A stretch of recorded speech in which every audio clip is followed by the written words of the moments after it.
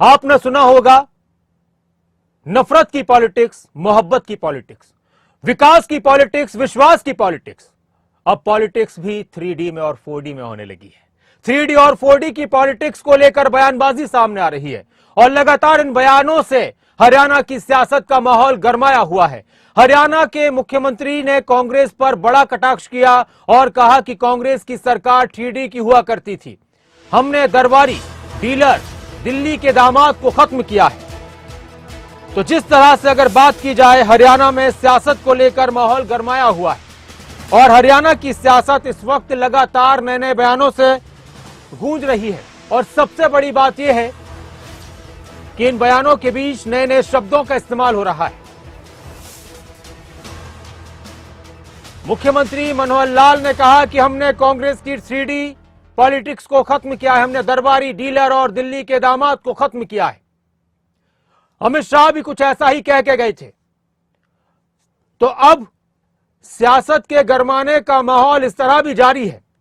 3D और 4D वाली politics हो रही है और इस 3D पॉलिटिक्स पर कांग्रेस की तरफ से 4D पॉलिटिक्स की बात कही गई है। 3D का इस्तेमाल बीजेपी ने किया, कांग्रेस ने 4D का इस्तेमाल किया।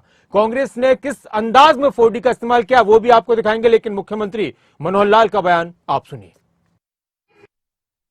3C पर हमने चोट की, वो कास्ट बेस हमारा जो राजनीति है उस पर हमने चोट की है, करप्शन पर हमने चोट की है और क्राइम पर हमने चोट की है। कल मुझे प्रसन्नता हुई जब अमित भाई शाह उन्होंने कहा कि हरियाणा में 3D चलते थे।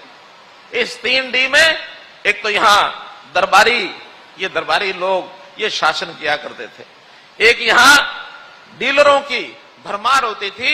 ये जो डीलर थे ये अपने देश में, इस प्रदेश में शासनों की बागडोर अपने हाथ में रखते थे। और उन्होंने कहा दिल्ली के दामाद को जो स्फोट होती थी, 3D, तीनों D का जो असर है वो हमने समाप्त कर दिया। मित्रों, हमने समाप्त कर दिया। हम इन कामों के लिए निरंतर आगे बढ़ रहे हैं और हम लोग अगर तुलना करें तो कांग्रेस की सरकार से कई मायनों में आगे पहुंचे हैं। स्थान के ऊपर कभी कभी मीडिया के सामने वो शेखी बघारते हैं। घोषणाओं की भरमार जिन्होंने की, उन घोषणाओं पर भी उन्होंने काम नहीं किया।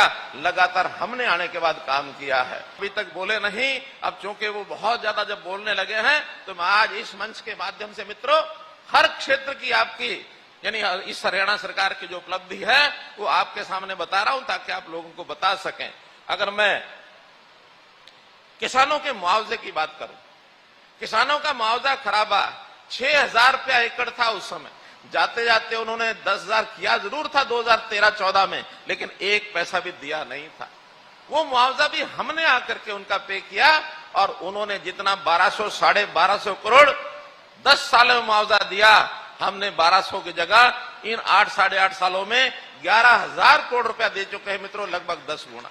पेंशन का विषय लेता हूं, उनके समय 1,000 रुपया पेंशन मिलती थी।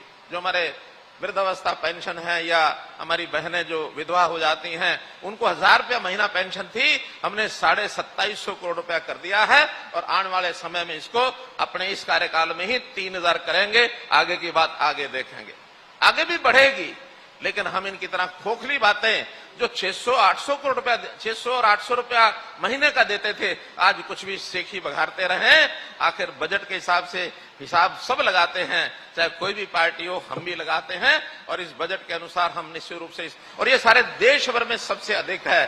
कोई प्रदेश इतनी बड़ी राशि अपने आप पेंशन के नहीं देता है।